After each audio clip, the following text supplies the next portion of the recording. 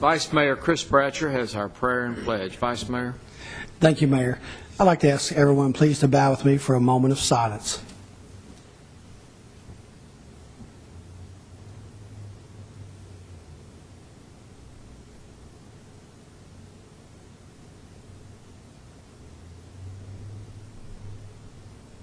Amen. Amen. I pledge allegiance to the flag of the United States of America and to the republic for which it stands, one nation under God, indivisible, with liberty and justice for all. Thank you. Good evening. Welcome to Murfreesboro City Council, April 15th, 2010. I'm sure everyone has had a wonderful day. If you haven't already visited the post office to drop in their tax forms for the federal government, just a reminder to those of you who haven't yet, time is running out. Got to midnight. Got till midnight, that's right. Let me mention that next Thursday, April 22nd, on the actual Earth Day, we'll have a free ride on Rover for anyone who wants to meet Rover at any of its stops or at our location downtown where Rover does the transfers. We'd love for you to get an opportunity to find out where Rover goes at no expense to you other than the time and the effort to get to Rover. We're real proud of our public transportation in Murfreesboro, and it's going to be 3 years old next week. So in honor of that, we're going to let everyone ride free on April the 22nd. So if you have a chance and you've always wondered about Rover and want to see where Rover goes, here's a good chance. It won't cost you a dime, and hope you'll take advantage of that. If you want more information on it, you can see our public transportation site on our city's website, murfreesborotn.gov, or you can call 217-6837. We'd love to have you be our guest on Rover. Earth Day is going to be held on the Civic Plaza on April 24th, and that'll be from 10 till 2 p.m. And join us as we celebrate the Earth with lots of free activities for young and old. And, of course, right now the plaza looks absolutely gorgeous with spring bloom and the trees coming out. And I hope you'll come and take advantage of Earth Day. Over 25 information booths will be available, and our Urban Environmental Department will be giving away 3 types of oak trees. And I hope you'll take advantage of that opportunity, too. And there's no cost involved in Earth Day on the Civic Plaza. So 2 really outstanding opportunities. Let me also mention today that we have with us tonight from Youth Leadership Rutherford, Ashley Ristvet and Spencer Smith. And we're very pleased that y'all are with us tonight, and we hope you learn from your experience, and certainly you're welcome to come back anytime, and that's a great program you're participating in, and we appreciate your interest and motivation to do that. Thanks very much. We're proud to have you here. All right, and finally, Rutherford County is still working on our census, and our Murfreesboro census numbers are not up to where Smyrna is. So I challenge everyone to try to help us throughout the city of Murfreesboro to get our census rates up. I mean, it's important. It means money. It means representation. And if we don't get counted, then Murfreesboro is going to get behind. So I put out a challenge to all our residents and citizens to fill out the census forms, or we might possibly get beat by Smyrna in our rate. And, of course, if we don't fill them out, somebody's got to personally come by and try to get you collected on the census numbers, and that costs your federal government money, and that's one of the things that most of us don't want to have happen. So if you will, please return those census forms. Make an effort to get them correct. The information is confidential. It's very important to your city government. It's very important to the county government. And please take advantage of this opportunity to be a patriot. Fill out your census form, turn it back in. All right, council members, you have before you your consent agenda. Are there any questions regarding the consent agenda?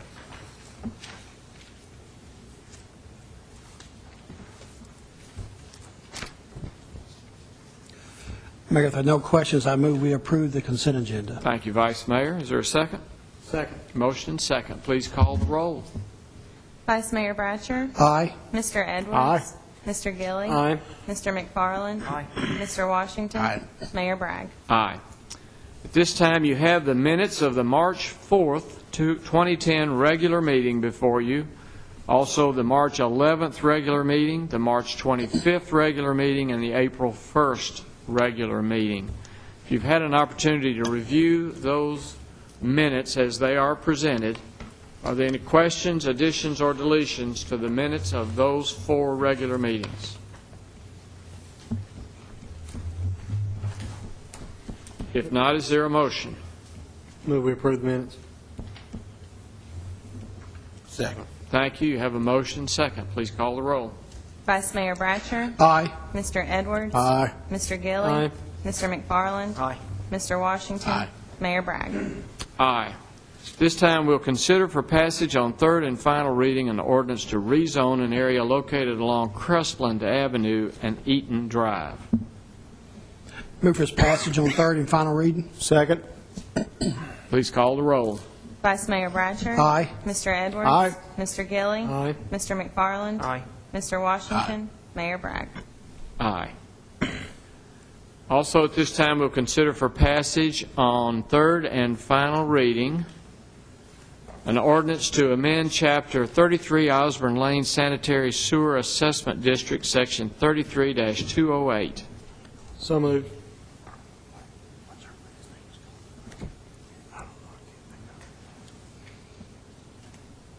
Is there a second? Yeah. Second. Motion second. Please call the roll. Vice Mayor Bratcher. Aye. Mr. Edwards. Aye. Mr. Gilly. Aye. Mr. McFarland. Aye. Mr. Washington. Aye. Mayor Bragg. Aye.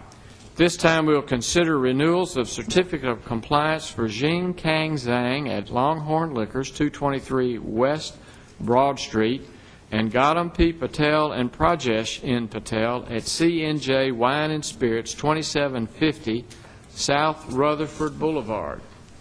Ms. Tucker, how are we doing on the certificates of compliance? Well, you know, the state requires a new certificate of compliance every 2 years once a location has obtained their initial license from ABC. Both of these stores have met our requirements, and I recommend approval.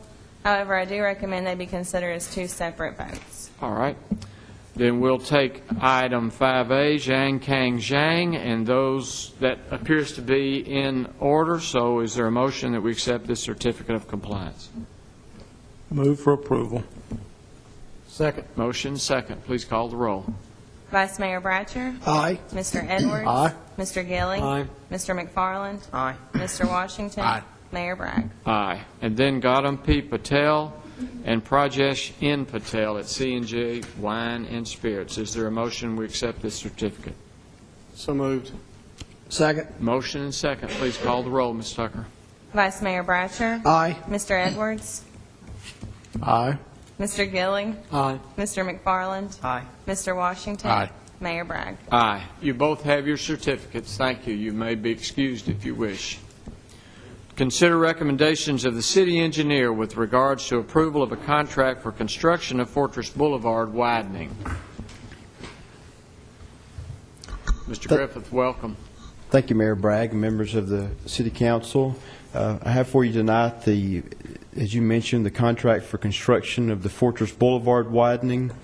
We received 11 bids on March 25th for the widening of Fortress Boulevard from near the north property boundary of the Aldridge Apartments to Blaze Drive.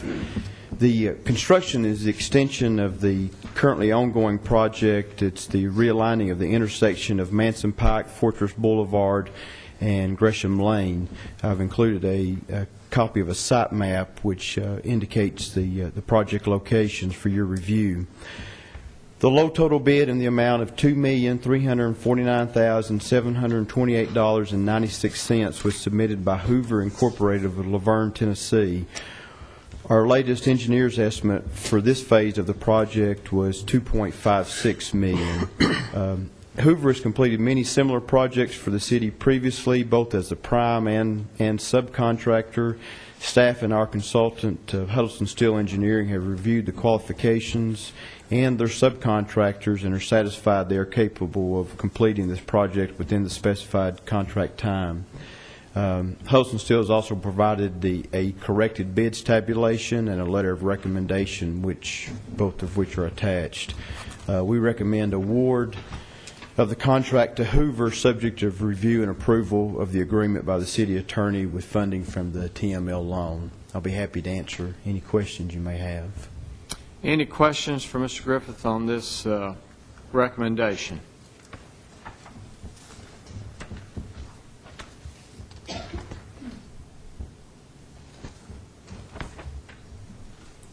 The current, is it 3-lane? What's the widening? 3 to 5. 3 to 5, is that it? Yes, sir. It's currently a 3-lane section, 1 lane in each direction with a center turn lane, and this will widen it to a 5-lane section, which will essentially give us Fortress Boulevard will be 5 lanes all the way from State Route 96 to the interchange at I-24.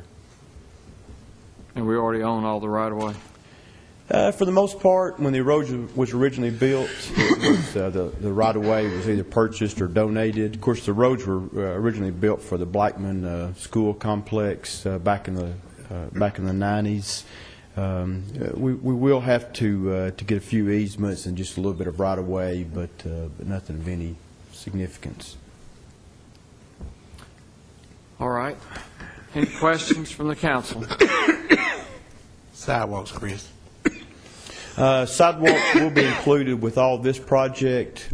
Obviously, there's a lot of residential area that's already developed, and it serves both the elementary, the middle, and the high schools. So with this particular phase, we will have a full allotment of sidewalks on both sides of the street. What about bike lanes? Bike lanes are included with this project. Of course, the construction will end at Blaze Drive, so they'll end there. But as we did with the realignment or with the work up at with the intersections at Manson and Fortress and Gresham, those included bike lanes also. Good questions. Any other questions? Mayor, I have one. Vice Mayor. There's some landscaping along, I think, the Indian Park subdivision. I know some of that was probably planted in the right-of-way.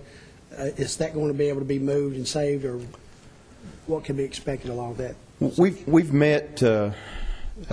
We've met several times with the homeowners and their association there with that development. Most of the landscaping is in the right-of-way. We've certainly given them the opportunity to move that if they choose. We expect, and Mr. Adelot is working, and his staff is working on a revised streetscape plan in that area.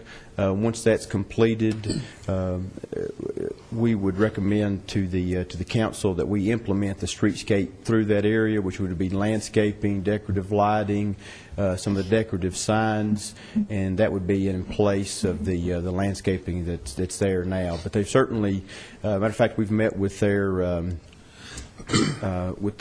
landscape contractor.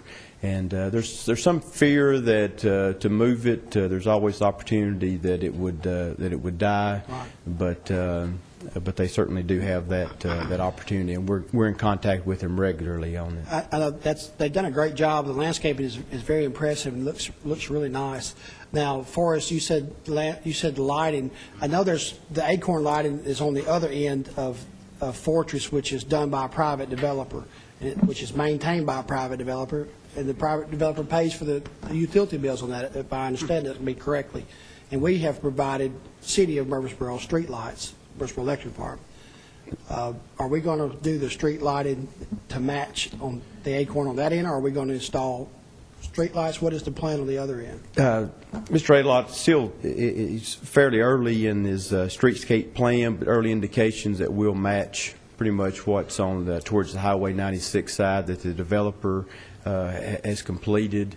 Of course, that would be irrigation for landscaping, for street trees within the right-of-way, and would also be the lighting. At that time, it would be our recommendation to turn that over to the homeowners association, much like the developer has done towards the Highway 96 side, and let them be responsible for the maintenance of it. I know there's been, on several occasions, some of those poles have been knocked down by vehicles or whatever, and it seems like they don't get put back, and there's some different things that need to be addressed. So I hope we'll do that in the future as well. And we've gotten, we've had a lot of success working with MED on standardizing those light poles.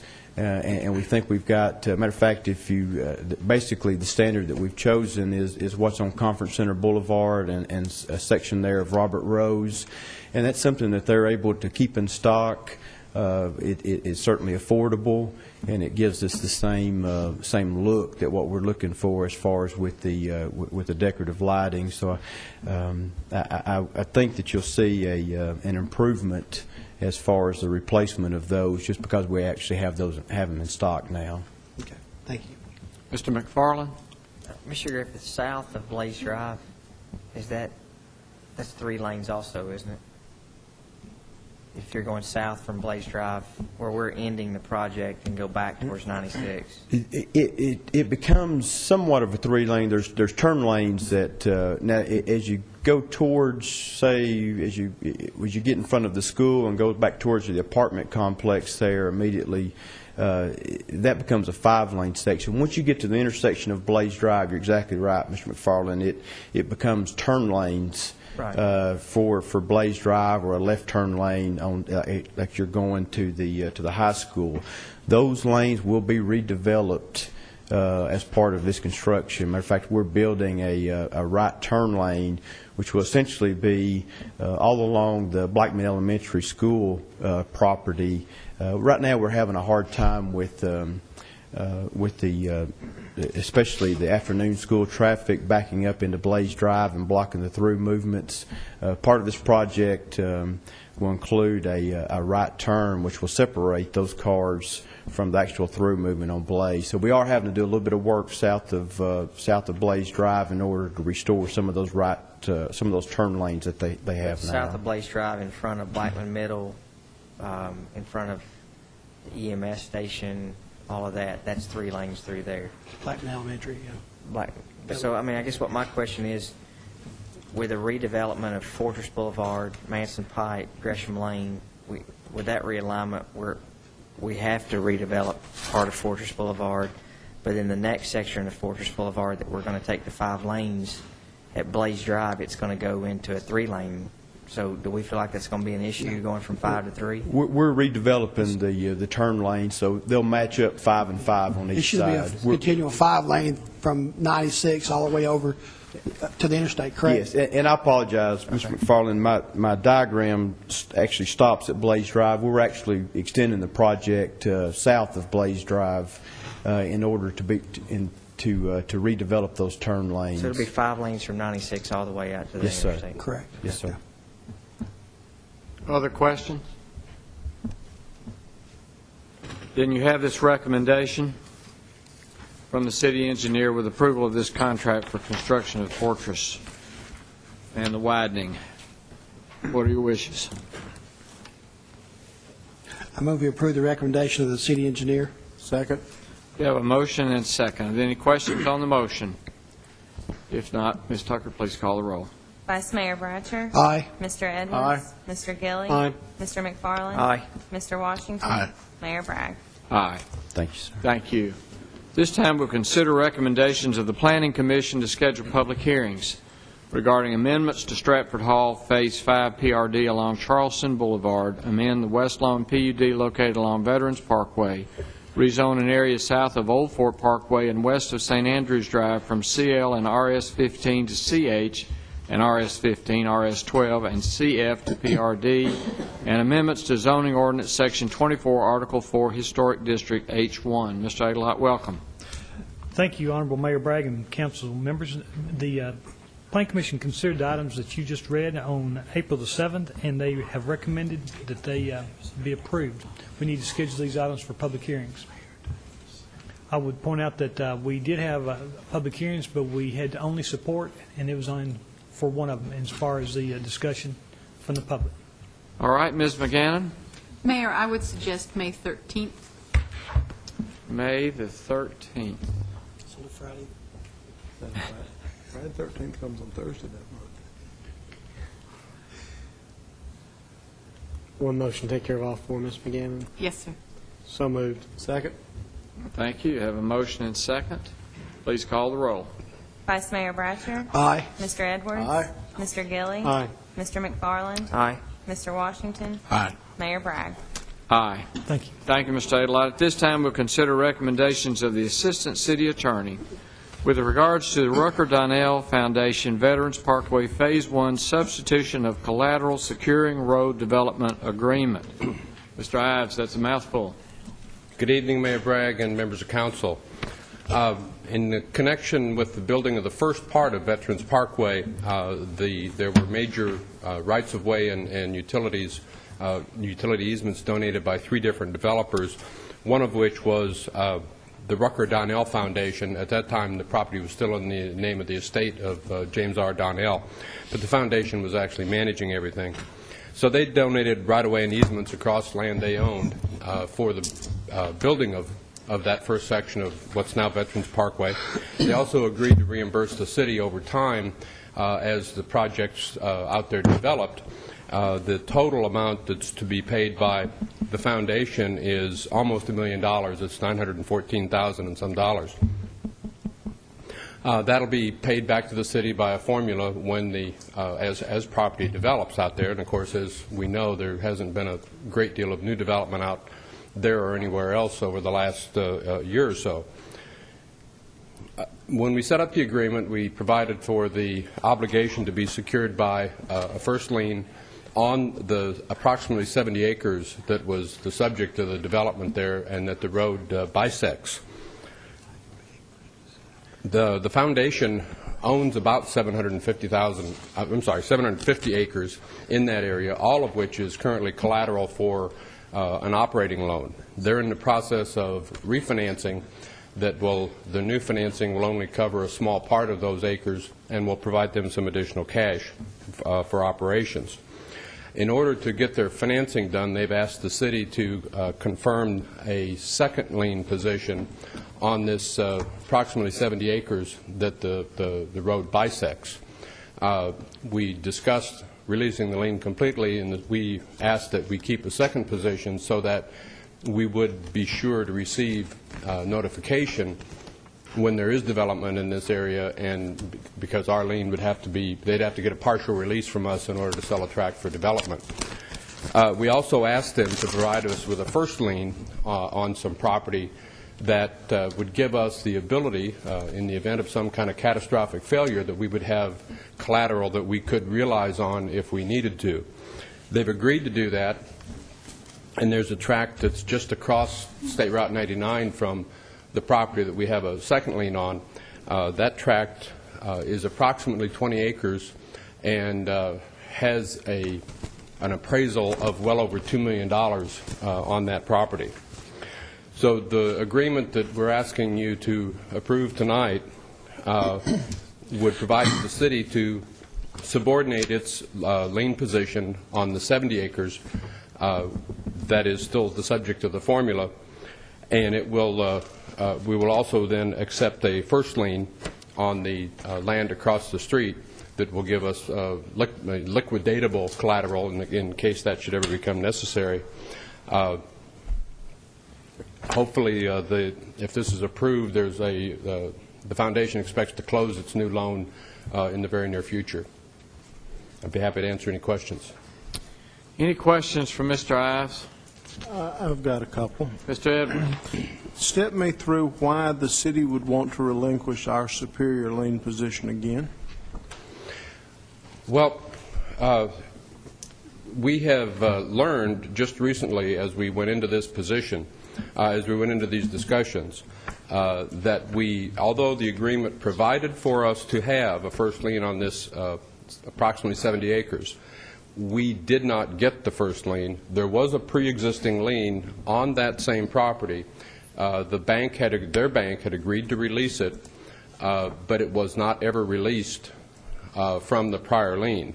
So while they gave us a lien that purports to be a first lien, in fact, it's a second lien. This was just discovered as we were looking at their need to refinance and what they needed us to do along with it.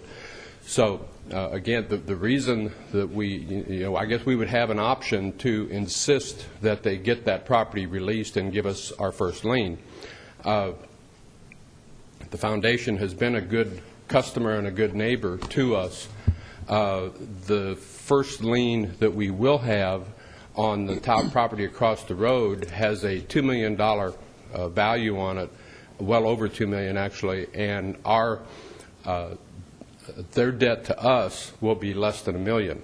We will continue to have the second lien on the 70 acres, approximately 70 acres that remains as the development tract. That property has a value way in excess of the amount that is owed to us by the foundation. With the formula, and when they develop out there, certainly this land is at the intersection of State Route 99 and New Veterans Parkway. That is quite likely going to be one of the first areas to have development interest when the economy turns. The way our formula is structured, it's front-loaded. If the sale of one or two parcels off that 70 acres will probably pay off the amount that they owe us. We'll get paid out very early in their development. So we believe it's rather than fight with them to attempt to establish a first lien on the existing tract, working with them to take a first lien on a good liquidatable piece of property and keeping a second position that will provide for us to get paid out under the formula as they develop seems to be a good resolution and in our best interest, as well as allowing them some flexibility to generate some operating funds and continue on their development. Much of the land they own is out in the area of the Rockville School, and while I don't believe they have any parcels under development at this time, there's a substantial amount of property there, and there is interest in some of their properties. That was kind of a long-winded answer, I guess, but we'll say that we propose to accept this collateral arrangement because we are going to be very well collateralized. Are you comfortable with this, Mr. Ives? Yes, I am. Does it bother you that we've uncovered an imperfection in a title? Yes, it does. What remedy do they have for that? Our remedy is to assure with checklists that we put in place that when we're taking a lien that we assure after that it is in fact either clear at the time or that it becomes clear afterwards. Did we have title insurance on that transaction? Since we're taking a lien, no. I don't believe we've ever had title insurance when we are taking a security interest in property as opposed to purchasing property.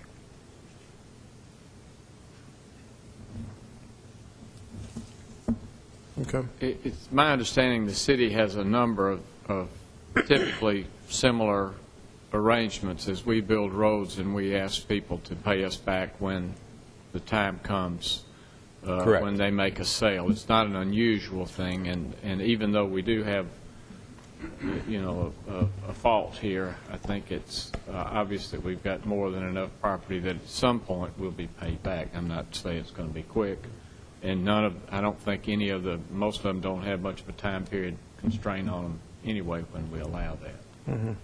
I think we did the same thing at Iron Gate when we went through out there. Correct. Trying to think where else. It's over at, off of Hazelwood at Gold Valley or whatever, we did the same thing.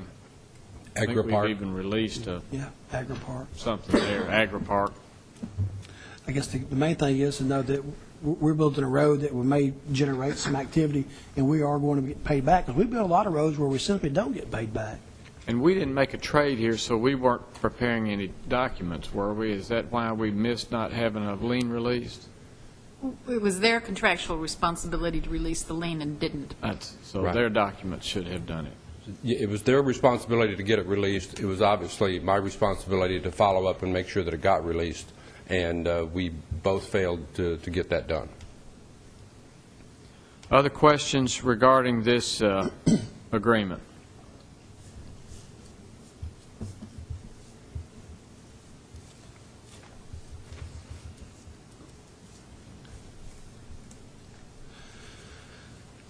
Mayor, I feel comfortable with the explanation that Mr. Ives has given us. I think we have plenty of collateral, and I think we're going to be just fine in this transaction, so I move we approve the recommendation. Second. All right, have a motion and second. Any questions on the motion? If not, please call the roll, Ms. Tucker. Vice Mayor Bratcher. Aye. Mr. Edwards. Aye. Mr. Gilly. Aye. Mr. McFarland. Aye. Mr. Washington. Aye. Mayor Bragg. Aye. Thank you. Thank you, Mr. Ives.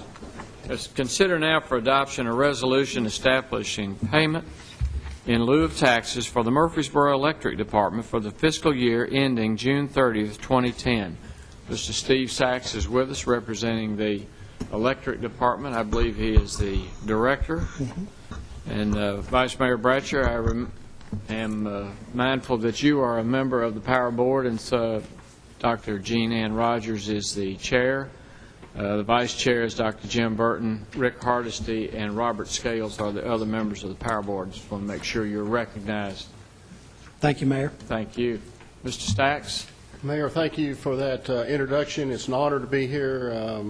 Mayor and council, thank you for your time, and all the department heads that are here. We appreciate this opportunity to give you a brief report on Murfreesboro Electric. I'll attempt to work the PowerPoint presentation. Mayor, while he's getting that ready, I will say that it's been a pleasure to work with Mr. Sachs and P.D. Minot and Mark Kimball and this board that you just mentioned. They do a great job in making sure that the power stays on in the city of Murfreesboro. It's been a pleasure to work with that organization. Mayor, you were able, thank you, Vice Mayor Bratcher, for that. Mayor, you were able to go through my first slide. You've talked about our members. Just a brief update of where we are with our capacity. Our capacity has remained the same over the last couple of years, although we've got 2 new substations under construction. We're still at 48% of our total capacity, and August in 2007 is still our peak, although it looks like we're about to set a new peak this year with it being warm as early as it's been. 425 miles of lines in Murfreesboro. 225 of those are underground, and I'd like to put out just a note that because we're on the anniversary of the tornado, all of our underground system came through the tornadoes very, very well, and that helped us get our power back on a lot quicker. We've increased 23 miles of cable since last year. 636 new poles were installed for a total of 14,852 poles, and we're attached both to AT&T, Comcast, and United Telephone System. We've added about 100 new transformers this year, and I would note that that's about 3 times less than we normally do. We're usually about 300 or 400 transformers a year, so that's a sign of the economy. But it's still a positive number. 485 new lights were installed, and a total of 15,000 lights in the system. I want to point out that our plant continues to grow, and clearly in Murfreesboro, that is a good sign. If you look at the other electric utility systems across Tennessee, those numbers have gone the other way this year. But we're growing at about $10 million a year, so our new plant value is $142 million. something that I've worked on in the last few years is a way to measure and record our reliability. And you heard me talk about system reliability last time. Our goal is to try to make 5 nines, and I'm pleased to say that this year we're at 4 nines. We're up a small percentage from last year, but this is a hard number to move.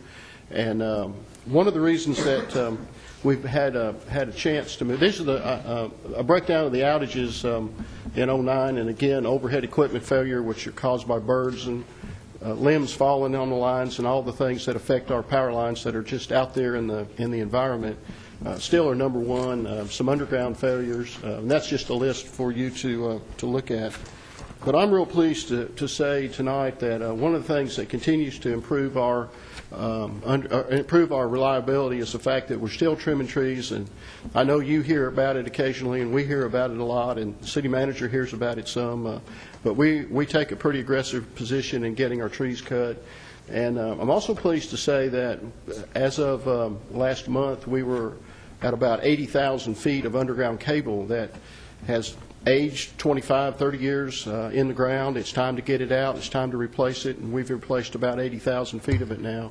And that's helped our reliability because we've got neighborhoods with older neighborhoods with electric system that looks like a brand new neighborhood anywhere in the city. And the homeowners have been pleased with the reliability of that now. And those numbers, Vice Mayor Bratcher, are beginning to compound in our reliability numbers. So we're going to continue on those two things in the next years. And we're going to try to come to you one day, Mayor, and report that we're at 5 nines, which is where our goal is. Power system finances, we collected about $142 million in sales. We paid TVA about $117 million, and that came to about 82.5% of the money brought into MED goes to TVA, and we use the remaining 17.5 cents to pay all of our bills and pay all of our people and pay the debt that we have on our system. People want to know a little bit about where we are on rates, and our current rate, residential rate, is 8.41 cents kilowatt hour. The average customer used 1,219 kilowatt hours last year for an average bill of $104. And right now the national average residential rate is 11.47 cents, so we're certainly still below the national average in electric rates. I have to beg your forgiveness on this next page. I really think we picked up last year's numbers, but I noticed that some of these things stand out as wrong. The 144 is actually 142, so you might want to compare these numbers to the numbers I just gave you. But the very important number is the one at the very bottom, which is the tax equivalents, which is the money that we use to help fund the city and the county. And if you'll note that in a resolution that we're about to pass, that's actually $3.4455 million 066. And I really, Rob, I think that's the number we had from last year. So if you'll make that change, I'd appreciate it in your report. The city's numbers are $2,677,676, and the county's numbers are $777,389. And you'll see that in a resolution that we're going to ask you to pass in just a minute. Thank you for making those changes. Electric statistics, 1.586 gigawatt hours purchased is a little bit of a decrease from last year, but not significant.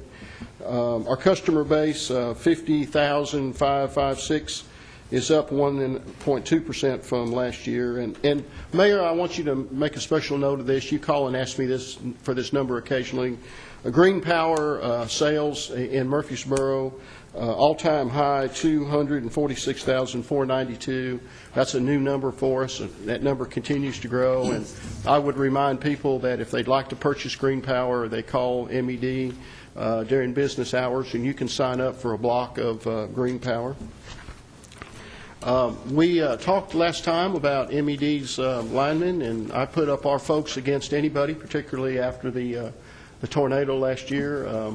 We have had several of our employees participate in the Tennessee State Linemen's Rodeo, Tennessee Valley State Linemen's Rodeo, and we are going to host that this year, and we hope that some of you or all of you from the council will get to come to our opening ceremonies, and we'll be sending you more information on that. June 18th is the day of the rodeo, and we will have, at that time, we will have more linemen in Murfreesboro than there will ever be in the state of Tennessee. We will have somewhere between 300 and 400 linemen in Murfreesboro that weekend competing at the Miller Coliseum.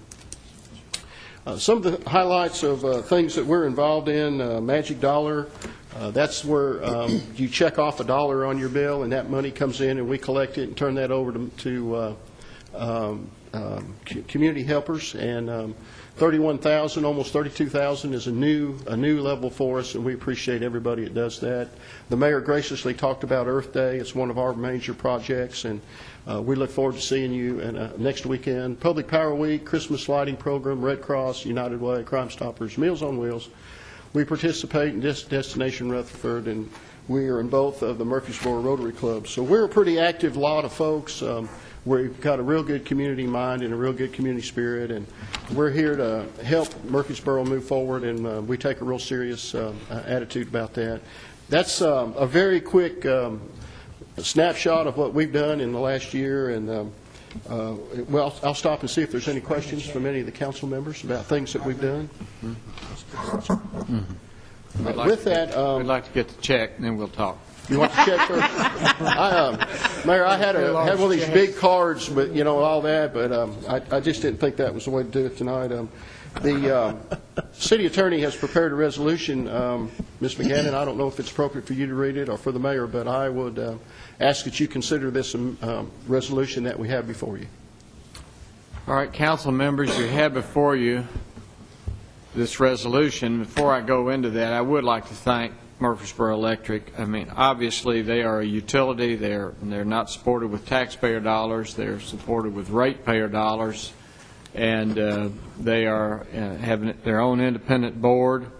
Obviously, they serve the city of Murfreesboro, and we're very pleased and very proud of their work. Mr. Sachs, I believe, has been here 4 years now, and has done, I believe, an excellent job in keeping their progress where it needs to be to support not only the economic development, but our continuing residential, commercial, and existing businesses.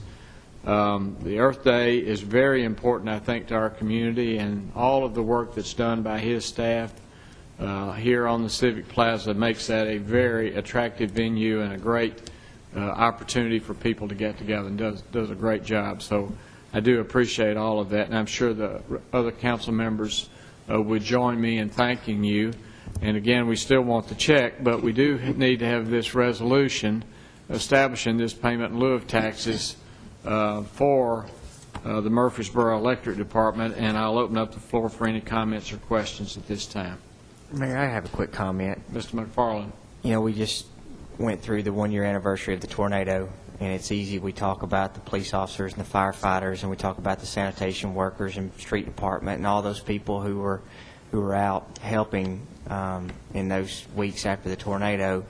But very rarely do we mention the linemen and women who were out working nonstop, especially in our neighborhood, trying to get power back. And so I just want to personally say thank you to all your employees who worked round the clock to get power back to our residents, and know that doesn't go unthanked. So. Well, Mr. McFarland, thank you very much for that. And on behalf of our employees and all the volunteers and contractors that came in from outside of our area to work with us, I appreciate that. 3,500 hours of work was accomplished in just a few days. It takes a small army to run up those kind of hours. And the thing that's so unique about our industry is we have this agreement that we help each other in times of needs. And Ron Washington shaking his head because he's on the co-op side of the business, and he knows what we're talking about. And I just like to say that just a few phone calls mobilized a small army to come to Murfreesboro to help us get through this tornado. And one of the things that will stand out in my career is we call suppliers and vendors that we do business with that brought trucks in here on Good Friday between 10:30 p.m. and midnight That means they had to leave home, go to their warehouses, load up tractor-trailer loads of equipment, and head those folks to Murfreesboro. And that's the kind of relationships we have that helps us do 3,500 hours worth of work from Friday night until Sunday night. So thank you for that, and I'll be sure to share that with our employees. Anyone would like evidence, just drive down Thompson Lane and look at all of the new power lines that are there and imagine how much time and effort and equipment it took to get those up and after the storm, because they were every one of them down. The whole line from Broad Street to the bridge were all down. And Compton Road, and we could go on and on and on. Miles and miles. Thank you very much. Our employees understand what this means to the community, and we appreciate those comments. And that's a joint circuit on Compton Road with us and you, and you'd be amazed how these electric companies and our contractors, how we mobilize and get it done. I was amazed. And my electricity didn't stay out, Steve, on Trinity Drive, maybe 3 or 4 hours. I was amazed. That's great. All right, you have this resolution establishing the payment in lieu of taxes. Is there a motion? Move to be approved. Second. Motion and second. Please call the roll. Vice Mayor Bratcher. Aye. Mr. Edwards. Mr. Gilly. Aye. Mr. McFarland. Aye. Mr. Washington. Aye. Mayor Bragg. Aye. This time, thank you, Mr. Sachs. Appreciate you being here. This time, consider for adoption a resolution regarding emergency management and declaration of state emergency. Declaration of state emergency. Ms. McGannon. Mayor Bragg, members of the council, this is the first of 3 resolutions dealing with various aspects of emergency issues. It seems appropriate based on the time of year and the issues, the ramifications of what we went through still resonate. One of the things that this is trying to do is to set up, if you will, a succession order, not that anyone is out of office, but somebody may be unavailable at a time when the city faces an emergency, and we are faced with the decision about whether or not to officially declare an emergency. The mayor has that power as a matter of state statute and our charter. But should the mayor be unavailable, we need to have it clearly defined who can declare a state of emergency, because that has some legal and financial consequences. The vice mayor, as you see in Section 2, is designated in the absence of the mayor. But should both the mayor and the vice mayor be unavailable, we felt the need to have somebody else clearly identified, and wanted to suggest to you that that should be the city manager. Obviously, this is something that the council may have a different opinion about, may want to go with any member of the council instead, but the provision is written in the expectation that one of those 3 individuals are most likely to be available and have the information from staff about whatever the condition is in the community that is sufficiently severe and widespread that the step of declaring a state of emergency would be necessary. As I'll explain in just a moment with the other resolutions, this has certain definite triggers as regard our mutual assistance and FEMA reimbursement provisions. So it's a clearly defining moment in handling a crisis. There can be significant crises that do not warrant a declaration of a state of emergency, and it's who's going to make that judgment call should the mayor be unavailable to do so that is intended to be identified by this resolution. I'd be happy to answer questions and share anything more about our thinking and its significance. Questions for Ms. McGannon?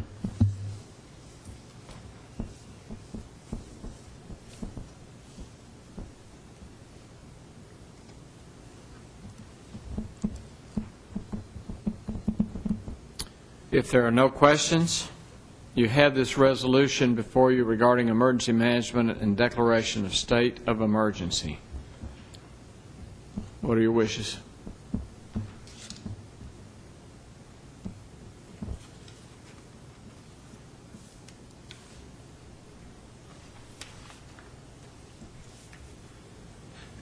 Mayor, I think it's appropriate that we accept the recommendation that's been made by staff, and that we name the city manager, whoever that would be, to be that designated person. That's a motion? Yes, sir. All right, is there a second?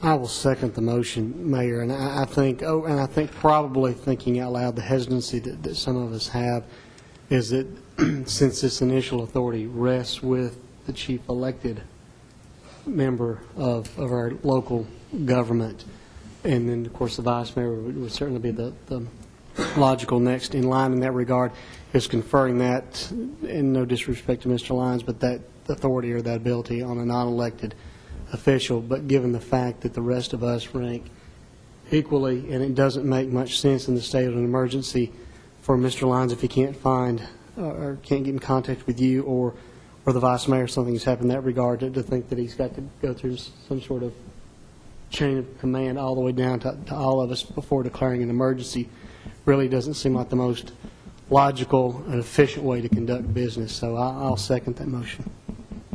All right, there's a motion and second that we have the mayor first, the vice mayor second, and the city manager third. And I might just add, Mayor Bragg, if I could, obviously, if we face a situation where there is a significant emergency in our community, I think you all know from past experience, I'm going to be burning up the phone with every single one of you. Right. I have never once had trouble getting a hold of Mayor Bragg, and should he not be available, I know I would be speaking with the vice mayor immediately thereafter, and then I'd be talking to all of you. So I want to make sure you understand in trying to look at the sequence of how do we need to take steps that begin to trigger some of these emergency purchase requirements.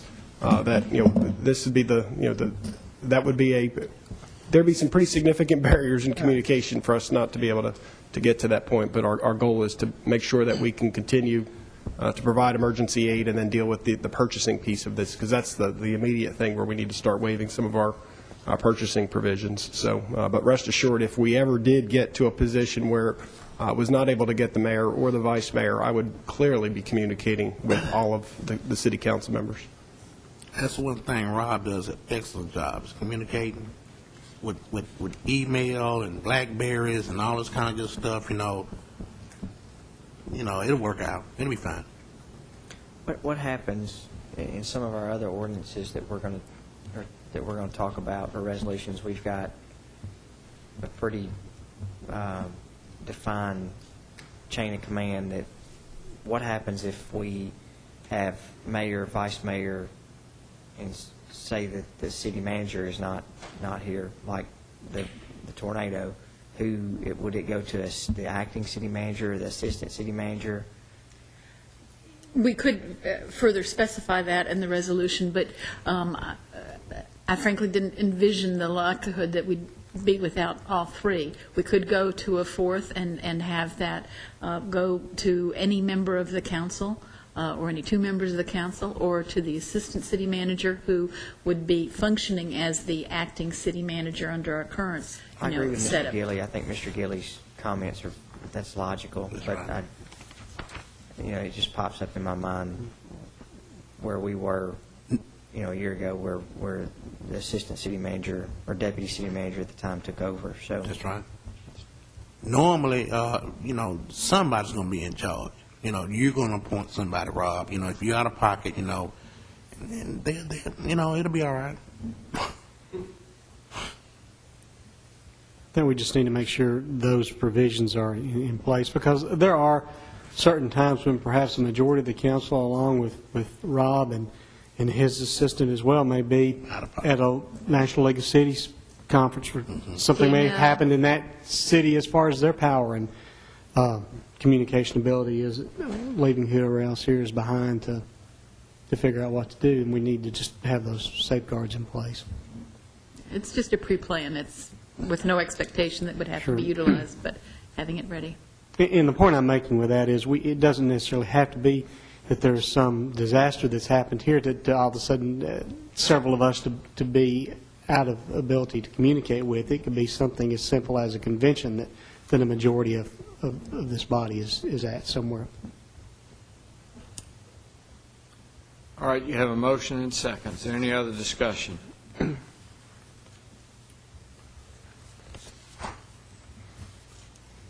If not, would you call the roll? Vice Mayor Bratcher. Aye. Mr. Edwards. Aye. Mr. Gilly. Aye. Mr. McFarland. Aye. Mr. Washington. Aye. Mayor Bragg. Aye. This time we'll consider for adoption a resolution regarding Mutual Aid and Emergency and Disaster Agreement Act of 2004. Ms. McCannon. Mayor Bragg, I'd ask the council members to look on the table. We proposed a revised substitute that was put out this evening for the document that was in your packet. The changes are tracked, and I will go over them, but I wanted to suggest you look for that revised substitute. This resolution deals with the state law regarding mutual aid and assistance in emergencies and disasters. There was a change in the state law that allows governments to help one another without having to have a separate contract in advance to do that. The ability to ask for help, the ability to respond to help is clearly defined as being with the chief of the local government agency. Based on the kinds of needs that we've had, it seemed best, again, to spell out some differences. One, and spread that authority around so there wouldn't be a gap if somebody were out of communication or unavailable. For purposes of the state law, there is a difference between assistance and aid. Assistance is what one community gives to another or requests from another after there's been a state of emergency declared by the mayor of the jurisdiction, or a state of disaster has been declared by the governor or the president. So you have a state having been declared. That's assistance. And that's significant because when a state of emergency or disaster has been declared and assistance is requested or provided, there are different legal and financial provisions that kick into place. You are entitled, if you are responding to a request for assistance after there's been an emergency declaration, to get reimbursement for the costs you incur in responding to such requests. Similarly, if you ask for help after the mayor has declared a state of emergency, you have liability for those costs. It's at half the actual cost during the first 6 hours and actual costs after that point. So that's a significant issue. Aid is what you ask for and what you give when there has not been a state of emergency or disaster declared. There hasn't been a community-wide, statewide, nationwide event such that there's been an official declaration. And that is something that you give as a good neighbor without the expectation of reimbursement or the obligation for reimbursement.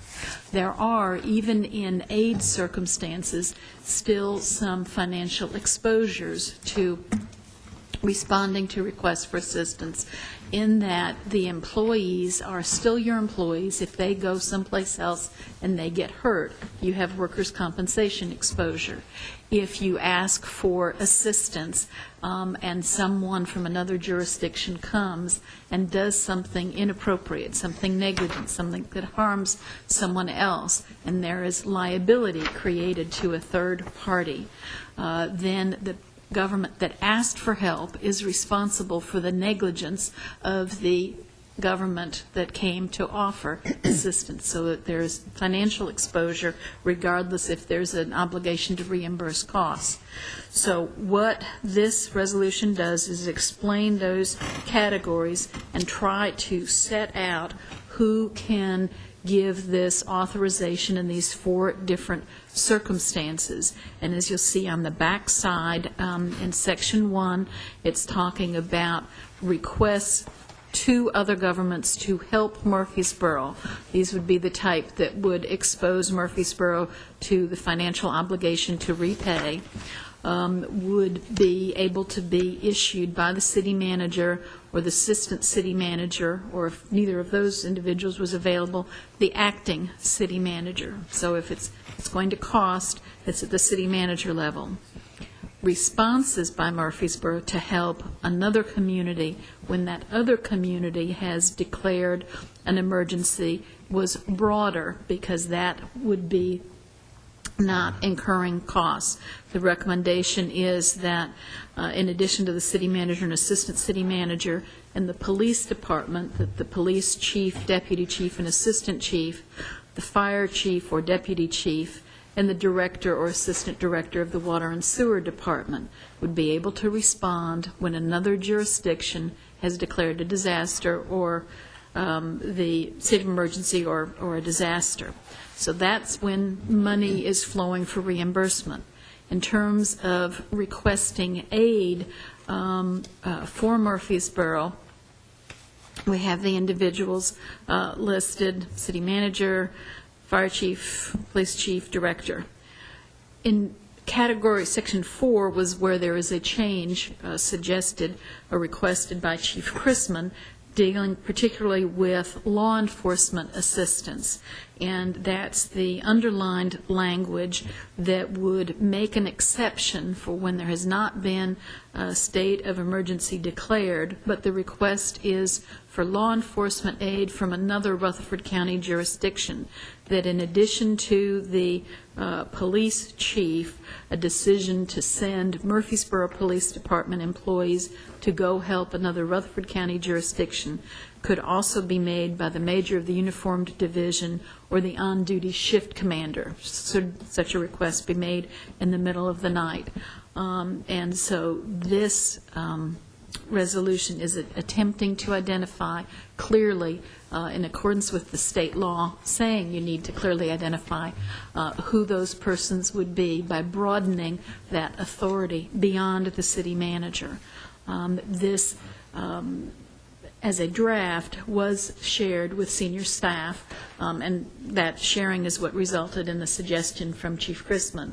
But all the department heads are aware of this and seemed to feel that that would function for them. All right, you have this resolution regarding Mutual Aid Emergency and Disaster Agreement Act of 2004 before you. Are there any questions for Ms. McGannon?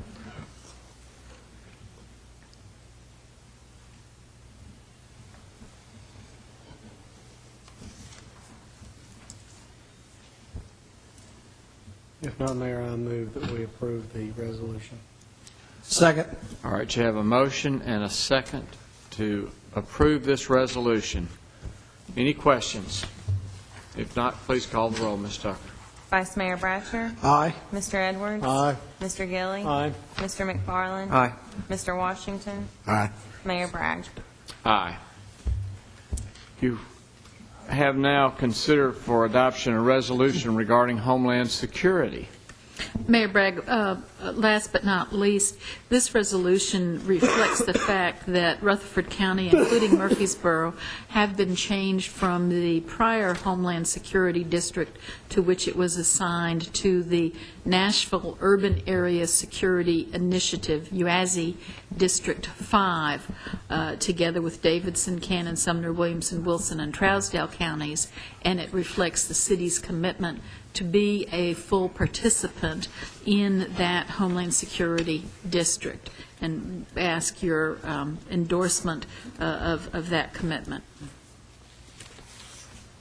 I would recommend concurrence on this resolution. As I looked at the original district that we were in, we probably had more equipment in Murfreesboro than everybody else combined, and there's certainly a degree of liability involved in. If we had some event, we certainly would like to respond, but the fact is we would possibly be the only one responding to a multi-county area. So you have this resolution before you. Are there any questions from Ms. McGannon? So moved. I have a motion. Is there a second? Second. Motion and second. Please call the roll. Vice Mayor Bratcher. Aye. Mr. Edwards. Aye. Mr. Gilly. Aye. Mr. McFarland. Aye. Mr. Washington. Aye. Mayor Bragg. Aye. How about beer permits, Ms. Tucker? We have several tonight. We have two convenience stores, both with ownership changes. One is located at 728 Memorial Boulevard, and the other is located at 2840 Middle Tennessee Boulevard. We also have a restaurant located at 230 Stones River Mall Boulevard, Suite A. This is also an ownership change. Each of these locations have met all of our requirements. In addition, we have 3 special event beer permit applications. One is for the Cystic Fibrosis Foundation. The event will be held at 2250 Northwest Broad Street. One is for Main Street, Murfreesboro, Rutherford County, and the event will be held at 120 East Main Street. And one is for the Primary Care and Hope Clinic. They're actually having 2 events. One event will be held at 1453 Hope Way. The other event will be held at the Avenue at 2615 Medical Center Parkway. This is the same event that they held last year at the Avenue. All right, any questions regarding these beer permits? They appear to all be in order. Is there a motion that we accept? I move we approve the recommendation. Second. Motion and second. Please call the roll. Vice Mayor Bratcher. Aye. Mr. Edwards. Aye. Mr. Gilly. Aye. Mr. McFarland. Aye. Mr. Washington. Aye. Mayor Bragg. Aye. You have before you a revised list of the statements to be considered for payment. Are there any questions regarding the bills to be paid?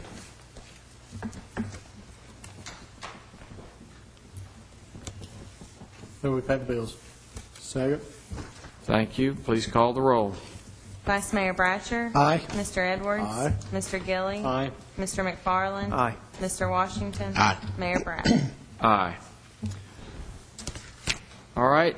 I would like to recommend to you reappointment to the Old Fort Golf Commission, Mr. Larry Wilkerson and Mr. Chris Massaro. So moved. Second. Motion and second. Please call the roll. Vice Mayor Bratcher. Aye. Mr. Edwards. Aye. Mr. Gilly. Aye. Mr. McFarland. Aye. Mr. Washington. Aye. Mayor Bragg. Aye.